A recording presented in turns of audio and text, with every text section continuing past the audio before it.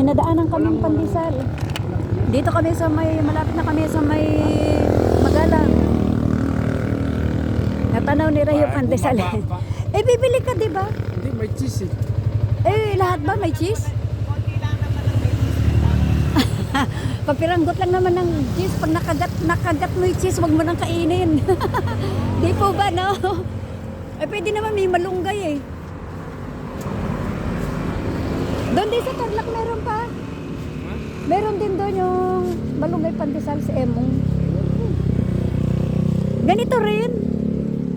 Yung nabilihan natin dati. 5 piso isa. So, 5 piso isa. Kasi umaga na. Walang almusar para mainitan ng tiyan. Bibili. Iisa ang design ng lutuan eh, ano? Siya naman, ang pangalan naman niya, Samsam. Yung nasa Lapas, si Emong. Yung nabilihan namin doon sa may Cavite, iba rin pangalan. Yun, hot pandesal. Hot talaga kasi niluluto. Ito yung oven eh, baon niya. Ganda nga naman ano. Bili yan ang pinupuntahan kasi nga ang bakery na ang lumalapit sa tao. Na. Oh, ang galing ano. Kung tamad kang pumunta. Dati yung may pot-pot lang eh. Ayun yung bakery na eh. Okay. Oh, pandesal kaya mga dumadaan.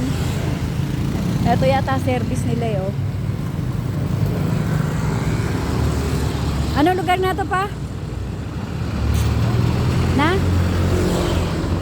Wala kang nabasa ka dress. Nasa na nga pa tayo? Basta pag pumunta pa doon, nandun na yung sign ng Magalang. Ako nga pala'y naka-reflectorized na damit, oh. Para nakikita sa daan.